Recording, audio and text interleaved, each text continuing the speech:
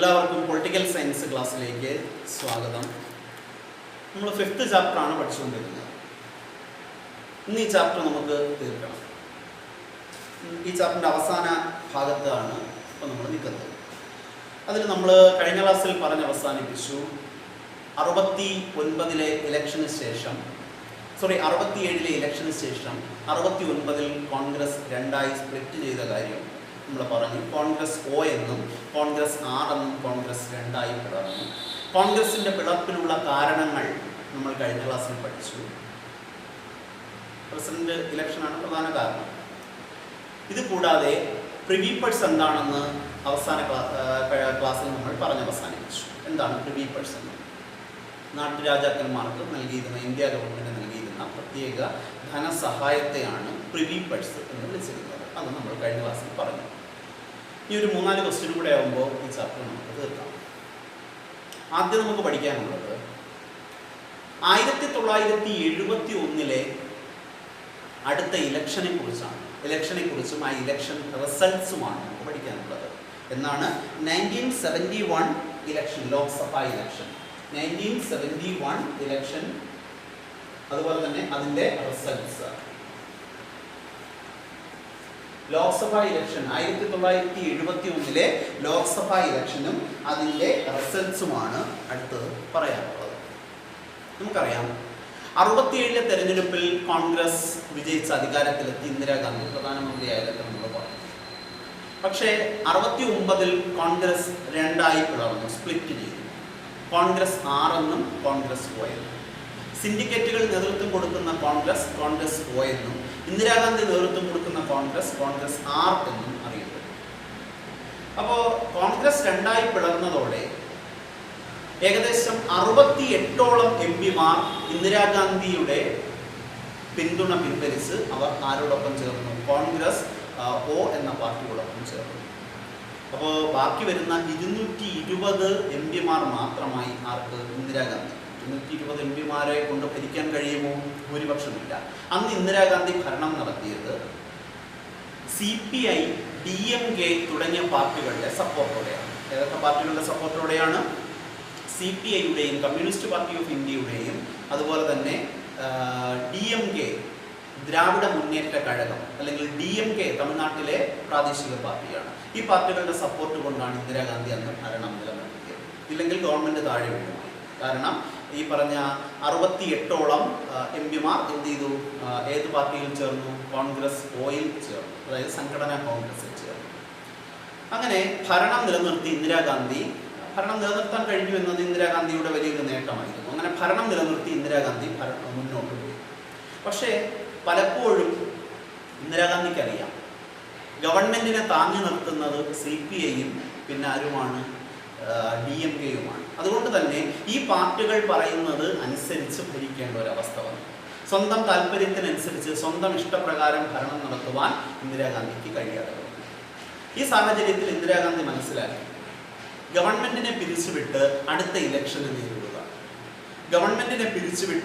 ഇലക്ഷന് നേരിടുവാൻ ഇന്ദിരാഗാന്ധി തീരുമാനിച്ചു. 1970-ൽ ഓർക്കണം, വർഷം 1970-ൽ ഇന്ദിരാഗാന്ധി ഗവൺമെൻറ്റിനെ പിരിച്ചുവിട്ട് ലോക്സഭാ ഇലക്ഷനെ അഭിമുഖീകരിച്ചു. കാരണം 67-ലാണ് അധികാരത്തിലെത്തിയത്. 68, 69, 70, 71, 72ലാണ് അടുത്ത ഇലക്ഷൻ നടക്കേണ്ടത്. പക്ഷേ 70 ആയപ്പോൾ തന്നെ ഇന്ദിരാഗാന്ധി ഗവൺമെൻറ്റിനെ പിരിച്ചുവിട്ടു. അങ്ങനെ 71-ൽ എന്ത് നടന്നു? അടുത്ത ഇലക്ഷൻ നടന്നു. 71 ഫെബ്രുവരിയിൽ ലോക്സഭാ തെരഞ്ഞെടുപ്പ് നടന്നു. ഈ തെരഞ്ഞെടുപ്പിൻ്റെ ഫലം എങ്ങനെയായിരുന്നു? 71-ലെ തെരഞ്ഞെടുപ്പിൽ ഒപ്പോസിഷൻ പാർട്ടീസ് എല്ലാവരും ഒരുമിച്ച് ചേർന്നു. ഒപ്പോസിഷൻ പാർട്ടീസ് ചേർന്ന് ഒരു സഖ്യമുണ്ടാക്കി. ഒപ്പോസിഷൻ പാർട്ടി, പ്രതിപക്ഷ പാർട്ടികളുടെ സഖ്യത്തെ ഗ്രാൻഡ് അലയൻസ് അല്ലെങ്കിൽ മഹാസഖ്യം എന്നാണ് വിളിച്ചത്. പ്രതിപക്ഷ പാർട്ടികളെല്ലാം ഒരുമിച്ച് ചേർന്നു ഏത് വിധേനയും ഇന്ദിരാഗാന്ധിയെ പരാജയപ്പെടുത്തുക, കോൺഗ്രസിനെ ഇന്ത്യൻ രാഷ്ട്രീയത്തിൽ നിന്ന് തകർക്കുക, കോൺഗ്രസിനെ ഇല്ലാതാക്കുക, കോൺഗ്രസിനെ തുടച്ചു നീക്കുക, ഇന്ദിരയെ തുടച്ചു നീക്കുക, ഇന്ദിരാഗാന്ധിയെ ഇല്ലാതാക്കുക എന്ന ലക്ഷ്യത്തോടെ രാജ്യത്തെ പ്രതിപക്ഷ പാർട്ടികൾ, പ്രമുഖരായ പ്രതിപക്ഷ പാർട്ടിയുടെ നേതാക്കന്മാർ ഒരുമിച്ച് കൂടി അവർ ഒരു അലയൻസ് രൂപീകരിച്ചു, സഖ്യം രൂപീകരിച്ചു. ഈ സഖ്യമാണ് ഗ്രാൻഡ് അലയൻസ് എന്ന പേരിൽ അറിയപ്പെടുന്നത്. മഹാസഖ്യം. മഹാസഖ്യത്തിൽ ഏതൊക്കെ പാർട്ടികൾ ഒത്തുചേർന്നു? സംയുക്ത സോഷ്യലിസ്റ്റ് പാർട്ടി ഒന്ന്, മഹാസഖ്യത്തിലെ പ്രധാനപ്പെട്ട ഒരു പാർട്ടി സംയുക്ത സോഷ്യലിസ്റ്റ് പാർട്ടി. രണ്ടാമത്തത് പ്രജാ സോഷ്യലിസ്റ്റ് പാർട്ടി. മറ്റൊന്ന് ജനസംഘ്, ഭാരതീയ ജനസംഘ് ഉണ്ടല്ലോ, നമ്മൾ നേരത്തെ പഠിച്ചിട്ടുണ്ട്, ഭാരതീയ ജനസംഘ്. അതുപോലെ തന്നെ സ്വതന്ത്ര പാർട്ടി, അതുപോലെ തന്നെ ഭാരതീയ ക്രാന്തി ദൾ, കോൺഗ്രസ് ഒ, അതായത് കോൺഗ്രസിൽ നിന്നും ഡിവൈഡ് ചെയ്തു പോയ, സ്പ്ലിറ്റ് ചെയ്തു പോയ വിഭാഗം, സംഘടനാ കോൺഗ്രസ്, കോൺഗ്രസ് ഒ. ഇങ്ങനെ ഇവരെല്ലാം കൂടെ ഒരുമിച്ച് ചേർന്ന് രൂപീകരിച്ച സഖ്യമാണ് ഗ്രാൻഡ് അലയൻസ്. ഇവരെല്ലാം ഒരുമിച്ച് ചേർന്നതോടെ ഇന്ദിരാഗാന്ധിക്ക് വളരെയേറെ പരിഭ്രാന്തി ഉണ്ടായി. ഇന്ദിരാഗാന്ധി കണക്ക് കൂട്ടി ഇവരെ പ്രതിരോധിച്ചില്ലെങ്കിൽ വലിയ പ്രശ്നമാണ്. ഇന്ദിരാഗാന്ധി CPI-യുമായി അലയൻസ് ഉണ്ടാക്കി, കമ്മ്യൂണിസ്റ്റ് പാർട്ടി ഓഫ് ഇന്ത്യയുമായിട്ട് അലയൻസ് ഉണ്ടാക്കി. അങ്ങനെ കോൺഗ്രസും CPI-യും ചേർന്നുള്ള അലയൻസ് ഗ്രാൻഡ് അലയൻസിനെ നേരിടാൻ തീരുമാനിച്ചു. അങ്ങനെ ഇലക്ഷൻ നടക്കുകയാണ്. ഈ ഇലക്ഷൻ നടക്കുമ്പോഴുള്ള ഒരു പ്രത്യേകത എന്ന് പറഞ്ഞാൽ, ഈ ഇലക്ഷനിൽ കോൺഗ്രസിനെ പുറത്താക്കുവാനുള്ള സുവർണ അവസരമായിട്ടാണ് പ്രതിപക്ഷ പാർട്ടികൾ ഈ ഇലക്ഷനെ കണ്ടത്. കാരണം കോൺഗ്രസിലെ വലിയൊരു വിഭാഗം പുറത്തുപോയി. ഏത് വിഭാഗമാണ്? കോൺഗ്രസ് ഒ. കോൺഗ്രസ് വിഭജിക്കപ്പെട്ടതിന് ശേഷം 69-ൽ കോൺഗ്രസ് സ്പ്ലിറ്റ് ചെയ്തതിന് ശേഷം ആദ്യമായിട്ടാണ് കോൺഗ്രസ് ലോക്സഭാ ഇലക്ഷനെ ഫേസ് ചെയ്യുന്നത്. ഈ ലോക്സഭാ ഇലക്ഷനോടെ കോൺഗ്രസ് രാജ്യത്ത് നാമാവശേഷമാകും, ഇന്ദിരാഗാന്ധിയും അതോടെ ഇല്ലാതാകും എന്ന് പ്രതിപക്ഷ പാർട്ടികൾ കണക്കുകൂട്ടി. അങ്ങനെ 71-ലെ ഇലക്ഷൻ ആരംഭിച്ചു. ഇലക്ഷനിൽ പ്രതിപക്ഷ പാർട്ടികൾ ഉയർത്തിക്കാട്ടിയ മുദ്രാവാക്യം, അതായത് ഗ്രാൻഡ് അലയൻസ് ഉണ്ടല്ലോ, നേരത്തെ പറഞ്ഞ സംയുക്ത സോഷ്യലിസ്റ്റ് പാർട്ടിയും അതുപോലെ തന്നെ ജനസംഘം, സ്വതന്ത്ര പാർട്ടി, ഇവരെല്ലാം ചേർന്ന് രൂപീകരിച്ച ഗ്രാൻഡ് അലയൻസ് ഉണ്ട്, മഹാസഖ്യം. മഹാസഖ്യം ഉയർത്തിയ മുദ്രാവാക്യം എന്താണെന്ന് അറിയാമോ? ഇന്ദിര ഹഠാവോ, ഹിന്ദി വാക്കാണ്. ഇന്ദിര ഹഠാവോ, ഇന്ദിര നിർമ്മാർജ്ജനം, ഇന്ദിരയെ നിർമ്മാർജ്ജനം ചെയ്യുക, ഇന്ദിരയെ ഇല്ലാതാക്കുക. ഇതായിരുന്നു ആരുടെ മുദ്രാവാക്യം? ഈ പറഞ്ഞ പ്രതിപക്ഷ പാർട്ടികളുടെ മുദ്രാവാക്യം. ഇന്ദിരയെ ഇല്ലാതാക്കുന്നതിന് വേണ്ടി ഞങ്ങളെല്ലാം ഒരുമിച്ചു, ഇന്ദിരാഗാന്ധിയുടെ ഭരണം എന്നേക്കുമായി ഞങ്ങൾ അവസാനിപ്പിക്കും. ഇതായിരുന്നു അവരുടെ മുദ്രാവാക്യം, ഇന്ദിര ഹഠാവോ. ഇതിന് പകരം, ഇതിനെ പ്രതിരോധിക്കുവാൻ വേണ്ടി ഇന്ദിരാഗാന്ധി ഉയർത്തിയ മുദ്രാവാക്യം ഗരീബി ഹഠാവോ എന്നതായിരുന്നു. എന്താണ് ഗരീബി ഹഠാവോ? ഗരീബി ഹഠാവോ മീൻസ് ദാരിദ്ര്യ നിർമ്മാർജ്ജനം. ഇന്ദിരാഗാന്ധി പറഞ്ഞു, നിങ്ങൾ പ്രതിപക്ഷ പാർട്ടികൾ, ഇന്ദിരാഗാന്ധി പ്രചരണത്തിനെല്ലാം പ്രസംഗിച്ചു, രാജ്യത്തെ പ്രതിപക്ഷ പാർട്ടികൾ എന്നെ ഇല്ലാതാക്കുവാൻ ശ്രമിക്കുന്നു, ഞാനാണെങ്കിലോ ഞാൻ രാജ്യത്തെ ദാരിദ്ര്യം ഇല്ലാതാക്കുവാനാണ് ശ്രമിക്കുന്നത്. കോൺഗ്രസിന്റെ മുദ്രാവാക്യം ഗരീബി ഹഠാവോയാണ്, ദാരിദ്ര്യ നിർമ്മാർജ്ജനമാണ്. ഇത് ജനങ്ങളെ വളരെയേറെ സ്വാധീനിച്ചു, ജനങ്ങളുടെ മനസ്സിൽ വളരെയേറെ സ്വാധീനിച്ചു. ജനങ്ങൾ നോക്കിയപ്പോൾ മറ്റ് പ്രതിപക്ഷ പാർട്ടികൾ ആരെ ഇല്ലായ്മ ചെയ്യുവാനാണ് ശ്രമിക്കുന്നത്? ഇന്ദിരാഗാന്ധി ഇല്ലായ്മ ചെയ്യാൻ. അവരുടെ ലക്ഷ്യമെന്ന് പറഞ്ഞാൽ രാജ്യത്തിന്റെ പുരോഗതിയോ മറ്റൊന്നുമല്ല, ഏത് വിധേനയും ആരെ ഇല്ലാതാക്കുക, ആരെ പുറത്താക്കുക, ഇന്ദിരാഗാന്ധിയെയും കോൺഗ്രസിനെയും പുറത്താക്കുക, ആ ഒറ്റ ലക്ഷ്യമേ ഉള്ളൂ. പക്ഷെ ഇന്ദിരാഗാന്ധിയുടെ മുദ്രാവാക്യം അതല്ല. ഇന്ദിരാഗാന്ധി പറഞ്ഞു, 71-ലെ തെരഞ്ഞെടുപ്പിൽ നിങ്ങൾ എനിക്ക് വോട്ട് ചെയ്ത് കോൺഗ്രസിനെ ഭൂരിപക്ഷത്തോടെ വിജയിപ്പിച്ചാൽ ഞാൻ എന്തില്ലായ്മ ചെയ്യും? ഞാൻ ദാരിദ്ര്യത്തെ ഇല്ലായ്മ ചെയ്യാം. ഇത് സാധാരണക്കാർക്കിടയിൽ വലിയ സ്വാധീനം തന്നെ ചെലുത്തി ഇന്ദിരാഗാന്ധിയുടെ ഗരീബി ഹഠാവോ എന്ന മുദ്രാവാക്യം. പ്രത്യേകിച്ച് ദളിത് വിഭാഗങ്ങൾക്കിടയിൽ, ഭൂരഹിതരായിട്ടുള്ള വിഭാഗങ്ങൾക്കിടയിൽ, അതായത് സ്വന്തമായിട്ട് ഭൂമിയില്ലാത്തവർ, കർഷകർ, തൊഴിലാളികൾ, അൺഎംപ്ലോയിഡ് യൂത്ത്, തൊഴിലില്ലാത്ത ചെറുപ്പക്കാർ, ഇവരെല്ലാം ആരെ അനുകൂലിച്ചു? ഇന്ദിരാഗാന്ധിയെ അനുകൂലിച്ചു. കാരണം ഇന്ദിരയുടെ മുദ്രാവാക്യം ഗരീബി ഹഠാവോയാണ്, ദാരിദ്ര്യ നിർമ്മാർജ്ജനമാണ്. ഇന്ദിരാഗാന്ധി അധികാരത്തിലെത്തിയാൽ എന്ത് ഉറപ്പാക്കാൻ കഴിയും? എല്ലാവർക്കും തൊഴിലവസരങ്ങൾ ലഭിക്കും, എല്ലാവരുടെയും അവസ്ഥ മെച്ചപ്പെടും. ഇത് ആര് പ്രതീക്ഷിച്ചു? ഈ വോട്ടർമാർ പ്രതീക്ഷിച്ചു. അത് മാത്രമല്ല, പ്രിവി പഴ്സ് നിർത്തലാക്കുമെന്നും ഇന്ദിരാഗാന്ധി പ്രഖ്യാപിച്ചു. എന്താണ് പ്രിവി പഴ്സ് എന്ന് കഴിഞ്ഞ ക്ലാസ്സിൽ നമ്മൾ പഠിച്ചു. എന്താണ് പ്രിവി പഴ്സ്? നാട്ടുരാജാക്കന്മാർക്ക്, സമ്പന്നരായ നാട്ടുരാജാക്കന്മാർക്ക് ഗവൺമെൻറ് നൽകിയിരുന്ന, ഇന്ത്യ ഗവൺമെൻറ് നൽകിയിരുന്ന സാമ്പത്തിക സഹായത്തെയാണ്, ഫിനാൻഷ്യൽ എയ്ഡിനെയാണ് എന്ത് പേരിൽ വിളിക്കുന്നത്? പ്രിവി പഴ്സ് എന്ന് വിളിക്കുന്നത്. ഇന്ദിരാഗാന്ധി പ്രിവി പഴ്സ് നിർത്തലാക്കുമെന്നും പ്രഖ്യാപിച്ചു. ഇതും ജനങ്ങൾക്കിടയിൽ വലിയ സ്വാധീനം തന്നെ ചെലുത്തി. അങ്ങനെ ഇലക്ഷൻ നടന്നു. ഇലക്ഷൻ എന്ത് ചെയ്തു? ശക്തമായ ഇലക്ഷൻ ഒടുവിൽ അതിൻ്റെ റിസൾട്ട് പുറത്തു വന്നപ്പോൾ 518 സീറ്റുകളിലേക്കാണ് ഇലക്ഷൻ നടന്നത്. എത്ര സീറ്റുകളിലേക്കാണ്? ലോക്സഭയിലേക്ക് 518 ലോക്സഭാ സീറ്റുകളിലേക്ക് മത്സരം നടന്നു. 518 ലോക്സഭാ സീറ്റുകളിലേക്ക് മത്സരം നടന്നതിൽ 375 സീറ്റ് നേടി കോൺഗ്രസ് CPI സഖ്യം അധികാരം നേടി. എത്രയാണ്? 375 സീറ്റുകൾ. ആരൊക്കെയാണ്? കോൺഗ്രസ് CPI സഖ്യം 375 സീറ്റുകൾ നേടി അധികാരം നിലനിർത്തി. അത് മാത്രമല്ല 48.4% വോട്ടുകൾ കരസ്ഥമാക്കി.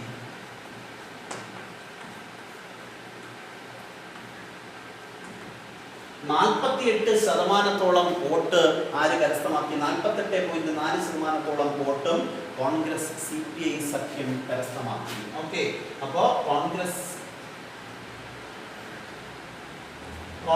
CPI സഖ്യം 71 തെരഞ്ഞെടുപ്പിൽ 518 ലോക്സഭാ സീറ്റുകളിലേക്ക് നടന്ന മത്സരത്തിൽ എത്ര സീറ്റ് നേടി വിജയിച്ചു? 375 സീറ്റ് നേടി വിജയിച്ചു. എത്ര ശതമാനം വോട്ട്? 48% വോട്ട് നേടി ഈ സഖ്യം വിജയിച്ചു. ഇതിൽ കോൺഗ്രസ് മാത്രം നേടിയ സീറ്റുകൾ 352 ആയിരുന്നു.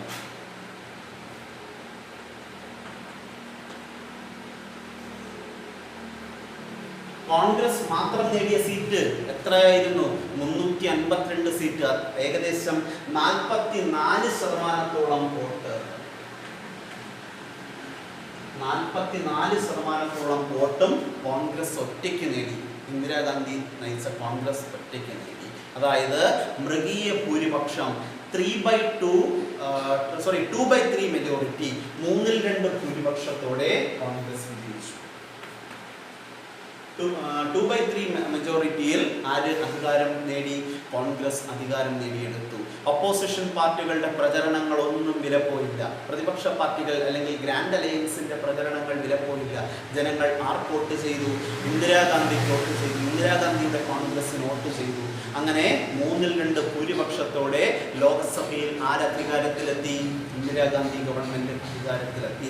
ഒപ്പോസിഷൻ പാർട്ടീസിന് വെറും 40ഓളം സീറ്റുകൾ മാത്രമാണ് ലഭിച്ചത്. ഒന്ന് ആലോചിച്ച് നോക്കിയേ, ഇവിടെ കോൺഗ്രസ് മാത്രം 352 സീറ്റുകൾ നേടിയപ്പോൾ പ്രതിപക്ഷ പാർട്ടികൾ എല്ലാവർക്കും കൂടെ ചേർന്ന് എത്ര? 40ഓളം സീറ്റുകളാണ് ലഭിച്ചത്. അതിൽ കോൺഗ്രസിൽ നിന്ന് പിളർന്നു പോയ കോൺഗ്രസ് O ഉണ്ടായിരുന്നല്ലോ, സംഘടനാ കോൺഗ്രസ്, സിൻഡിക്കേറ്റുകളുടെ നേതൃത്വത്തിൽ പുറത്തുപോയ കോൺഗ്രസ്. ഈ കോൺഗ്രസ് Oയുടെ സീറ്റുകൾ വെറും 16 സീറ്റിൽ ഒതുങ്ങി. കോൺഗ്രസ് O എത്രയാണ് നേടിയത്?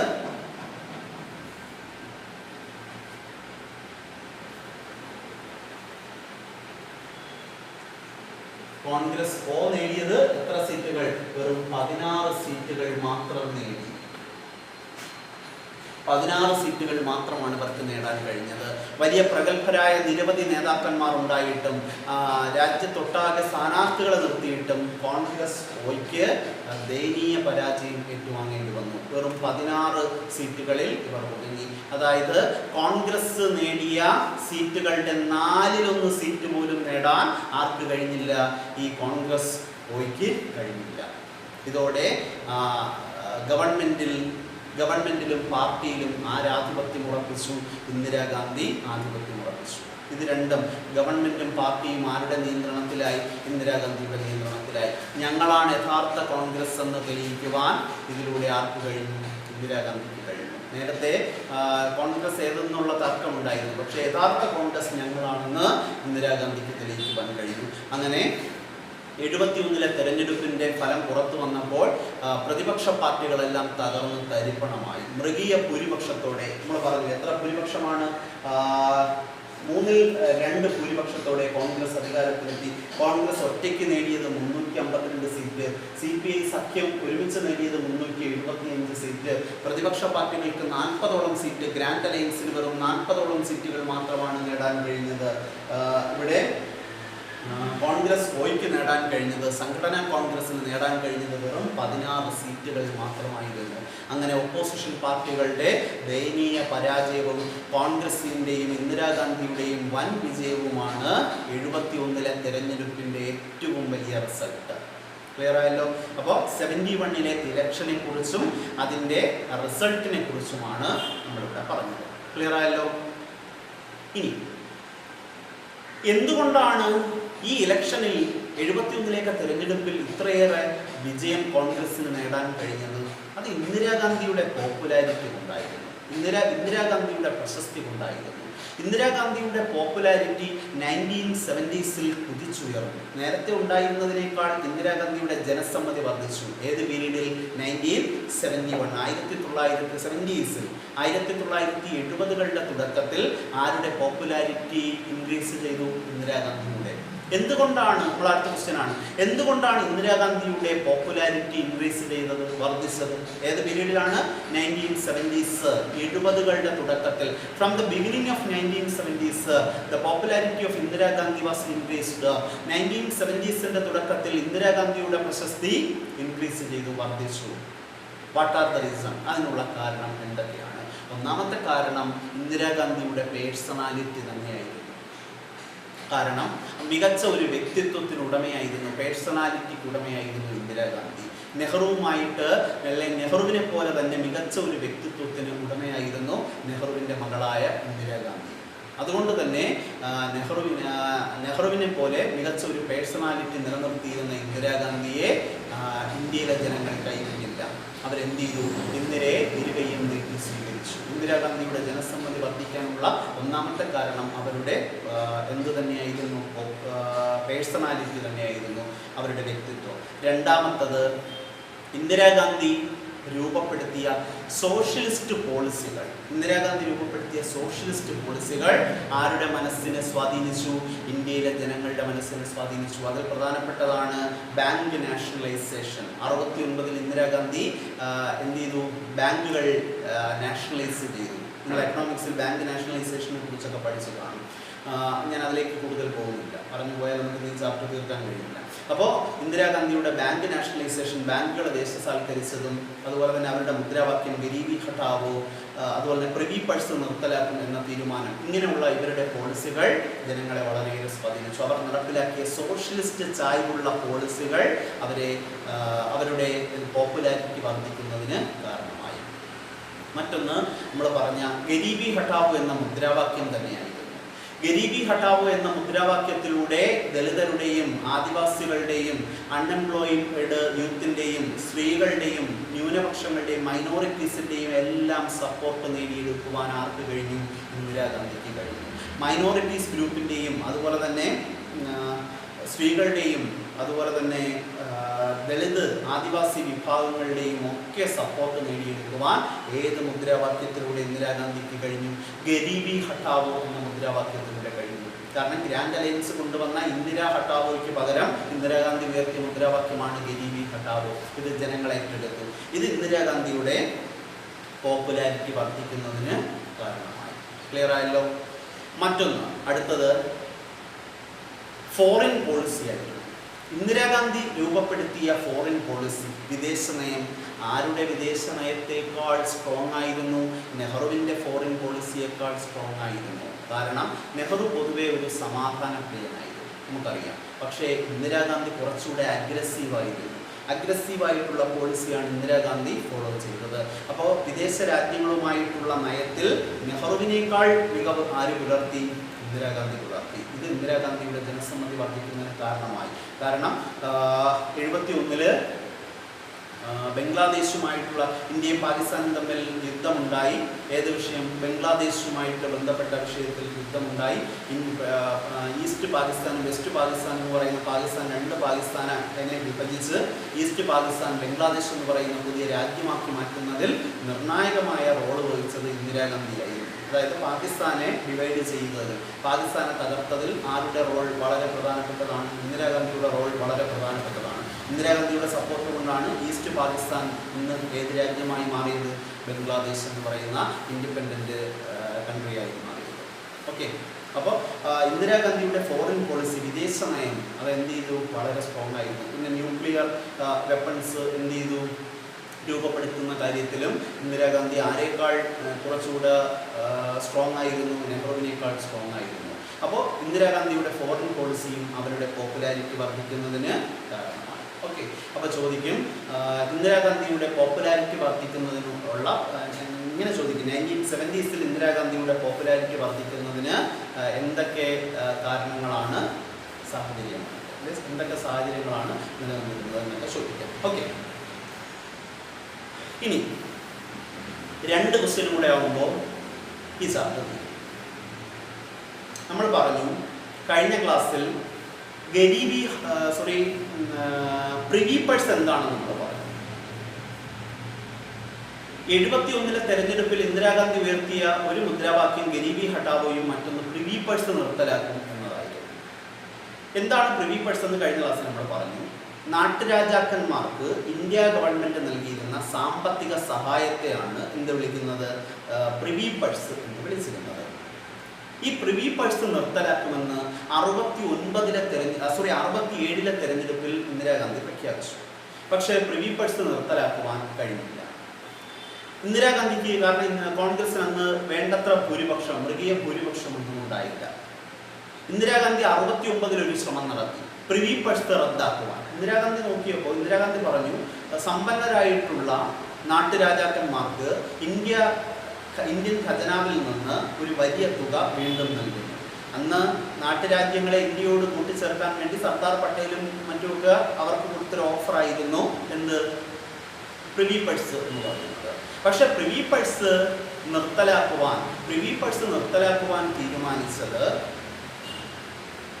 സാധാരണ ജനങ്ങൾക്കിടയിൽ വലിയ ചലനം ഉണ്ടാക്കി. സാധാരണ ജനങ്ങളെ വളരെയേറെ സ്വാധീനിച്ചു. സാധാരണക്കാർ കണക്കുകൂട്ടി ഈ വലിയ തുക ഗവൺമെന്റ് ഖജനാവിൽ നിന്ന് വലിയ തുക ആർക്ക് കൊടുക്കുന്നു, നാട്ടുരാജാക്കന്മാരുടെ കുടുംബങ്ങൾക്ക് നൽകുന്നു. ആ പൈസ ഞങ്ങളുടെ ക്ഷേമത്തിന് വേണ്ടി ഇന്ദിരാഗാന്ധി പ്രയോജനപ്പെടുത്തും, ഇന്ദിരാഗാന്ധി അധികാരത്തിലെത്തിയ എന്ന് ജനങ്ങളും കണക്കുകൂട്ടി.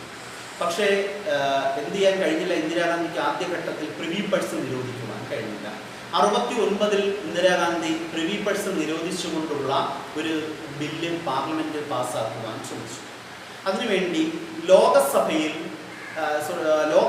ബില്ല് പാസ്സാക്കാൻ ശ്രമിച്ചു. ലോകസഭയിൽ പാസ്സായെങ്കിലും ബില്ല് രാജ്യസഭയിൽ പാസ്സാക്കാൻ കഴിഞ്ഞില്ല. കാരണം രാജ്യസഭയിൽ കോൺഗ്രസിന് അന്ന് എന്തില്ലായിരുന്നു, ബില്ല് പാസ്സാക്കുവാൻ ആവശ്യമായ ഭൂരിപക്ഷം ഇല്ലായിരുന്നു. അതുകൊണ്ട് തന്നെ പ്രിവി പഴ്സ് നിർത്തലാക്കുന്ന ബില്ല് പാസ്സാക്കുവാൻ, രാജ്യസഭ പാസ്സാക്കുവാൻ കോൺഗ്രസിന് ഇന്ദിരാഗാന്ധിക്ക് കഴിഞ്ഞില്ല. ഇന്ദിരാഗാന്ധി എന്നിട്ടും എന്ത് ചെയ്തില്ല, അടങ്ങിയില്ല. അവരെന്തിനും ശ്രമിച്ചു, ഈ ബില്ല് ഒരു ഓർഡിനൻസിലൂടെ റദ്ദാക്കാൻ വേണ്ടി ശ്രമിച്ചു. അങ്ങനെ ഒരു ഓർഡിനൻസ്, ഗവൺമെന്റിന് ബില്ല് പാസ്സാക്കാൻ ചിലപ്പോൾ കഴിഞ്ഞില്ല എങ്കിൽ ചില സാഹചര്യത്തിൽ നിയമം നിർമ്മിക്കുന്നത് ഓർഡിനൻസിലൂടെയാണ്. ഓർഡിനൻസിലൂടെ നിയമം നിർമ്മിക്കാൻ കഴിയും, പാർലമെന്റ് കൂടാത്ത സാഹചര്യങ്ങളിൽ. അപ്പോൾ ഇവിടെ ഇന്ദിരാഗാന്ധി പാർലമെന്റ് കൂടാത്ത മറ്റൊരു സാഹചര്യത്തിൽ, അതായത് ലോകസഭ പാസ്സാക്കി രാജ്യസഭയിൽ ബില്ല് പാസ്സാക്കാൻ കഴിഞ്ഞില്ല. അപ്പോൾ ഇന്ദിരാഗാന്ധി കണക്കൂട്ടി ഓർഡിനൻസിലൂടെ ബില്ല് പാസ്സാക്കാം, നിയമം കൊണ്ടുവരാം, എന്നിട്ട് എന്തിനെ ഇല്ലാതാക്കാം, പ്രിവി പഴ്സിനെ ഇല്ലാതാക്കാമെന്ന് ഇന്ദിരാഗാന്ധി കണക്കൂട്ടി. പക്ഷേ ഓർഡിനൻസിനെ സുപ്രീം കോടതി ചോദ്യം ചെയ്തു. ഇന്ദിരാഗാന്ധി പുറത്തിറക്കിയ ഓർഡിനൻസിനെ, ഇന്ദിരാഗാന്ധി ഗവൺമെന്റ് പുറത്തിറക്കിയ ഓർഡിനൻസിനെ ആര് ചോദ്യം ചെയ്തു? സുപ്രീം കോടതി പറഞ്ഞു, പാർലമെന്റിൽ അവതരിപ്പിച്ച് പരാജയപ്പെട്ട ബില്ല് ഓർഡിനൻസ് രൂപത്തിൽ ഇറക്കാൻ കഴിയില്ല എന്ന് ആര് പ്രഖ്യാപിച്ചു? സുപ്രീം കോടതി വിധി പ്രഖ്യാപിച്ചു. വീണ്ടും പ്രശ്നമാണ്, അല്ലയോ? അപ്പോൾ ഇന്ദിരാഗാന്ധി രാജ്യത്തെ അഭിസംബോധന ചെയ്തുകൊണ്ട്, ജനങ്ങളെ അഭിസംബോധന ചെയ്തുകൊണ്ട് ജനങ്ങളോട് പറഞ്ഞു, ഞാൻ പരമാവധി പ്രിവി പഴ്സ് നിർത്തലാക്കുവാൻ ശ്രമിച്ചു, ഞാൻ നിങ്ങൾക്ക് നൽകിയ വാഗ്ദാനം നിറവേറ്റുവാൻ ശ്രമിച്ചു, പക്ഷേ എനിക്ക് പ്രിവി പഴ്സ് നിരോധിക്കുവാൻ കഴിഞ്ഞില്ല. കാരണം കോൺഗ്രസിന് വ്യക്തമായ ഭൂരിപക്ഷമില്ലായിരുന്നു. കോൺഗ്രസിന് ഭൂരിപക്ഷമില്ല. എന്നിട്ടും ഞാൻ ഓർഡിനൻസിലൂടെ ബില്ല് പാസ്സാക്കാൻ, നിയമം കൊണ്ടുവരാൻ ശ്രമിച്ചു. പക്ഷെ അതും സുപ്രീം കോടതി തടഞ്ഞു. അതുകൊണ്ട് ഇനി വരുന്ന തെരഞ്ഞെടുപ്പിൽ നിങ്ങൾ കോൺഗ്രസിന് മൃഗീയ ഭൂരിപക്ഷത്തോടെ വിജയിപ്പിച്ചാൽ ഞാൻ പ്രിവി പഴ്സ് റദ്ദാക്കാം എന്ന് ഇന്ദിരാഗാന്ധി ജനങ്ങൾക്ക് ഉറപ്പ് കൊടുത്തു. അടുത്ത തെരഞ്ഞെടുപ്പ് ഇപ്പം നമ്മൾ പഠിച്ചതേ ഉള്ളൂ. 71 തെരഞ്ഞെടുപ്പ് നടന്നു. 71 തെരഞ്ഞെടുപ്പിൽ നമ്മൾ പറഞ്ഞു 3/2 ഭൂരിപക്ഷത്തോടെയാണ് ഇന്ദിരാഗാന്ധി അധികാരത്തിലെത്തിയത്. ഈസി ആയിട്ട് ഇന്ദിരാഗാന്ധിക്ക് എന്ത് ചെയ്യാൻ കഴിഞ്ഞു?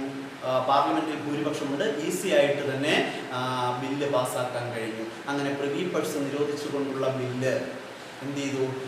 പാർലമെന്റ് പാസ്സാക്കി, ലോകസഭയിലും രാജ്യസഭയിലും പാസ്സാക്കി. കാരണം 71-ലെ തെരഞ്ഞെടുപ്പിന് ശേഷം 72-ൽ നടന്ന സംസ്ഥാനങ്ങളിലേക്ക് നടന്ന ഒട്ടുമിക്ക സംസ്ഥാനങ്ങളിലേക്ക് നടന്ന തെരഞ്ഞെടുപ്പിലും ആര് വിജയിച്ചിരുന്നു? കോൺഗ്രസ് വിജയിച്ചിരുന്നു. അങ്ങനെ ഒരേ സമയം ലോകസഭയിലും രാജ്യസഭയിലും ആധിപത്യം നേടാൻ ആർക്ക് കഴിഞ്ഞു? ഇന്ദിരാഗാന്ധിക്ക് ഭൂരിപക്ഷം നേടാൻ ഇന്ദിരാഗാന്ധിക്ക് കഴിഞ്ഞു. അങ്ങനെ പ്രിവി പഴ്സ് എന്ന ബില്ല് എന്ത് ചെയ്തു? പാർലമെന്റിൽ പാസ്സാക്കി. ബില്ല് പാസ്സാക്കി.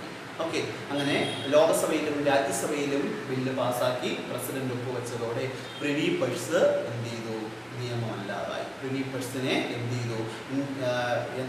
അതിനെ നിയമത്തിൽ നിന്ന് അതിനെ ഒഴിവാക്കി. പ്രിവി പഴ്സ് നിരോധിച്ചു. അപ്പോൾ ഇത് ഇന്ദിരാഗാന്ധിക്ക് വലിയൊരു മൈലേജ് ഉണ്ടാക്കി. നേരത്തെ നമ്മൾ പറഞ്ഞു പ്രിവി പഴ്സ് നിരോധിച്ചതും ഇന്ദിരാഗാന്ധിയുടെ പോപ്പുലാരിറ്റി വർദ്ധിക്കുന്നതിന് കാരണമായി നമ്മൾ പഠിച്ചു. ഇന്ദിരാഗാന്ധിയുടെ ജനസമ്മതി വർദ്ധിക്കുന്നതിനുള്ള കാരണം പഠിച്ച സമയത്ത് നമ്മൾ അതും പറഞ്ഞു. ഓക്കെ, അപ്പോൾ പ്രിവി പഴ്സ് നിരോധിച്ചതും ഇന്ദിരാഗാന്ധിയുടെ ഭാഗത്തു നിന്നുണ്ടായ വലിയ ഒരു മൂവ്മെന്റ് ആയിരുന്നു. ഇനി ഈ ചാപ്റ്ററിലെ അവസാന ക്വസ്റ്റ്യനിലേക്ക് നമുക്ക് പോകാം. ഈ ചാപ്റ്ററിലെ അവസാന ക്വസ്റ്റ്യൻ 71-ലെ തെരഞ്ഞെടുപ്പിന് ശേഷം ഇന്ദിരാഗാന്ധി കോൺഗ്രസിനെ എന്ത് ചെയ്തു? റീസ്റ്റോർ ചെയ്തു, പുനഃസ്ഥാപിച്ചു. കാരണം കോൺഗ്രസ് തകർന്ന് നിൽക്കുന്ന അവസരമായിരുന്നു. തകർന്നു നിന്ന കോൺഗ്രസിനെ ഇന്ദിരാഗാന്ധി എന്ത് ചെയ്തു? പുനഃസ്ഥാപിച്ചു. ഇന്ദിരാഗാന്ധി പുനഃസ്ഥാപിച്ച ഗവൺമെന്റ് എങ്ങനെയായിരുന്നു? ഇന്ദിരാഗാന്ധി പുനഃസ്ഥാപിച്ച കോൺഗ്രസ് എങ്ങനെയുള്ളതായിരുന്നു എന്ന് പറഞ്ഞ് നമുക്ക് അവസാനിപ്പിക്കാം. ഓക്കെ, അതിൽ എന്തൊക്കെയാണ്? ഇന്ദിരാഗാന്ധി റീസ്റ്റോർ ചെയ്ത കോൺഗ്രസ് എങ്ങനെയുള്ളതായിരുന്നു? യഥാർത്ഥത്തിൽ ഇന്ദിരാഗാന്ധി കോൺഗ്രസിനെ പുനഃസ്ഥാപിക്കുകയല്ല, യഥാർത്ഥത്തിൽ പുനർനിർമ്മിക്കുകയാണ് ചെയ്തത്. പുനഃസ്ഥാപിക്കുക എന്ന് പറഞ്ഞാൽ എന്ത് ചെയ്യുന്നു? വീണ്ടും പഴയതിൻ്റെ സ്ഥാനത്ത് എന്ത് ചെയ്തു? അത് തന്നെ വീണ്ടും വയ്ക്കുന്നു. അതാണ് പുനഃസ്ഥാപനം. പക്ഷേ ഇന്ദിരാഗാന്ധി കോൺഗ്രസിനെ പുനഃസ്ഥാപിക്കുകയല്ല, പുനർനിർമ്മിക്കുകയാണ് ചെയ്തത്. ഇല്ലാതായതിനെ ഒന്നുകൂടെ നിർമ്മിക്കുകയാണ് ചെയ്തത്. ഒരു പുതിയ കോൺഗ്രസ് ആയിരുന്നു 71-ലെ ഇലക്ഷന് ശേഷം നമുക്ക് കാണാൻ കഴിയുന്നത്. അത് മാത്രമല്ല, റീസ്റ്റോർ ചെയ്ത കോൺഗ്രസ് പാർട്ടി എന്ത് ചെയ്തു? Entirely different from old Congress party. പഴയ കോൺഗ്രസ് പാർട്ടിയിൽ നിന്നും എൻറ്റയർലി ഡിഫറെൻ്റ് ആയിരുന്നു റീസ്റ്റോർ ചെയ്യപ്പെട്ട കോൺഗ്രസ് പാർട്ടി. ഇന്ദിരാഗാന്ധി റീസ്റ്റോർ ചെയ്ത കോൺഗ്രസ് പാർട്ടി എന്ത് ചെയ്തു? എങ്ങനെയുള്ളതായിരുന്നു? Is entirely different from old Congress party. അത് പഴയ കോൺഗ്രസ് പാർട്ടിയിൽ നിന്നും തികച്ചും വ്യത്യസ്തമായിരുന്നു. മറ്റൊന്ന്, did not have many factions. അതിലെന്തുണ്ടായിരുന്നില്ല? നിരവധി ഫാക്ഷൻസ്. എന്താണ് ഫാക്ഷൻസ്? Factions means ചേരികൾ. ഒറ്റ ചേരി മാത്രമേ ഉള്ളൂ. നേരത്തെ സിൻഡിക്കേറ്റ് ഗ്രൂപ്പ്, ഇന്ദിര ഗ്രൂപ്പ്, ഇങ്ങനെ 2 ഗ്രൂപ്പുകളൊക്കെ ഉണ്ടായിരുന്നു. പക്ഷേ ഇവിടെ ഒറ്റ ഫാക്ഷൻസ്, ഒരു ചേരി മാത്രമേ ഉണ്ടായിരുന്നുള്ളൂ. ഇന്ദിരാഗാന്ധി നേതൃത്വം കൊടുക്കുന്ന ഒരു ചേരി മാത്രം. ആൻഡ് മറ്റൊന്ന്, ഇത് ഒരു ലീഡറിൻ്റെ പോപ്പുലാരിറ്റി ആശ്രയിക്കുന്ന ഒരു പാർട്ടിയായി മാറി. ഏത് നേതാവ്? ഇന്ദിരാഗാന്ധിയെ മാത്രം